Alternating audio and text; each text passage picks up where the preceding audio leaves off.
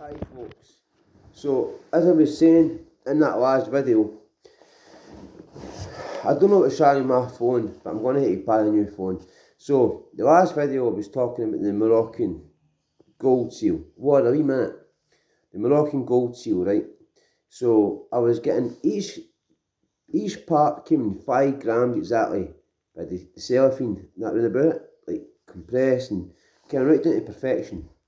So American Scott, who was Warrior, a wee minute. American Scott was friends with DMX the rapper. That my cousin brought over from America, and I seen the pictures and that blah blah. Warrior, stop it. I paid.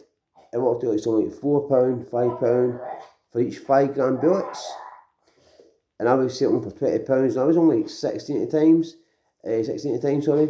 And I was buying a quality street box for all them at a time.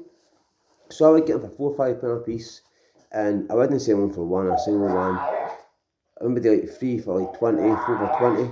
Warrior, quiet. That's a dog trying to get attention off us. But he was getting a bush nut as well for Portugal, and he was giving me ounces of that also for £60.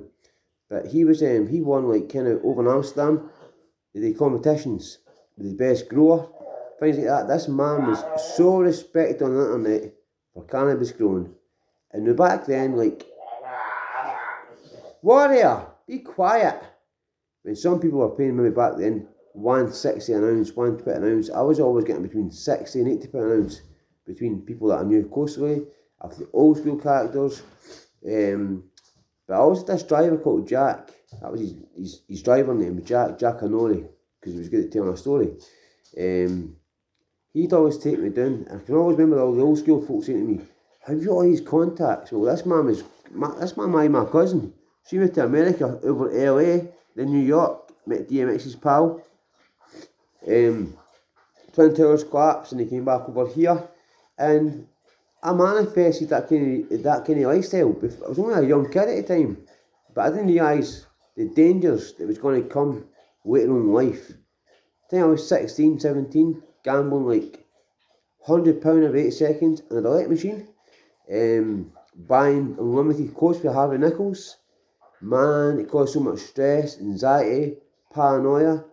Hence the reason why I was always reading about old school people, but then old school characters take me under their wing to try and spread a message out. So that's what I'm going to get back to. Telling stories, but they're not to glamorise nothing.